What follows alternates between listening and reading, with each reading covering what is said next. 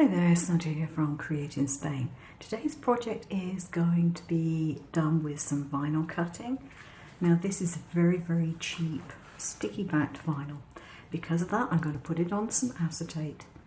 I am going to cut it on the acetate and then I'm going to weed it. Now you might wonder why I do it that way. Well, first of all, I want it to go on acetate anyway. So this negates the need for me to having to move it once I got it cut out. But the real reason is because this is a very cheap form of vinyl.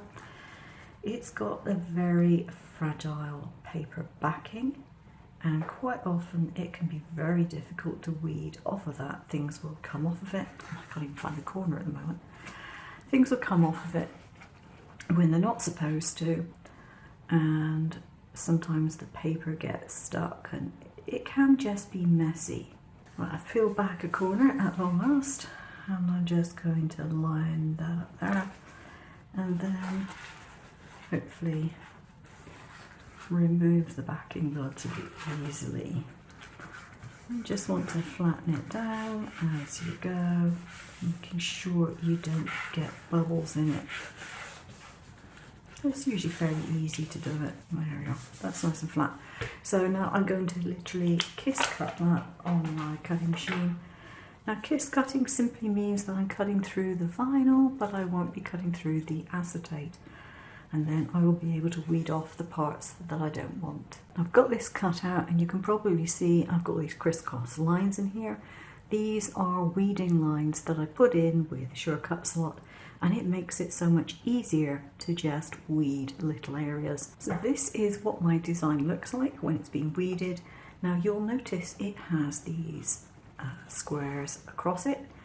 Now if I'd have thought about it beforehand and the fact that I was cutting it on acetate, I wouldn't have put the weeding boxes in. However, having said that, I think it almost looks like a window. So I'm not going to cut it again, I'm going to use it as is. The other piece that I've cut out is the Christmas greetings, and that is cut from a silver vinyl, and I've already put my transfer tape over the top of it and that's ready to go. To assemble this, I'm going to put a little bit of glue on the corners here, and then I'm going to line up my front panel, which has got a rather peculiar looking cutout, I think you'll agree, so that it is properly lined up with my design. Now I'm going to turn it over and I'm going to back this with another piece of card. Now the reason I'm doing this is because this card is quite a nice heavy one and it gives a nice look behind the window. So that I think is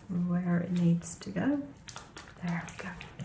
And I can put that back on the backing material to use again. I don't have to throw it out. So that's the front panel done. And I think that looks quite nice. It does need trimming down a little bit though. So I'll go do that and then I'll put it on a card base and come show you the result. Here's the finished card. I rather like it as it is, but you could jazz it up with some embellishments if you wanted to. I just think it makes the vinyl cutting more obvious when you don't add too much other things on it. So this is an unusual colour scheme, not only for me but for a Christmas card.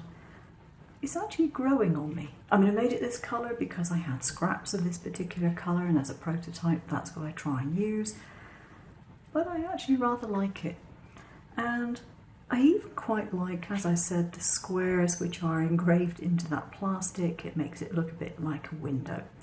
So there we are, that is today's card. I hope you like it.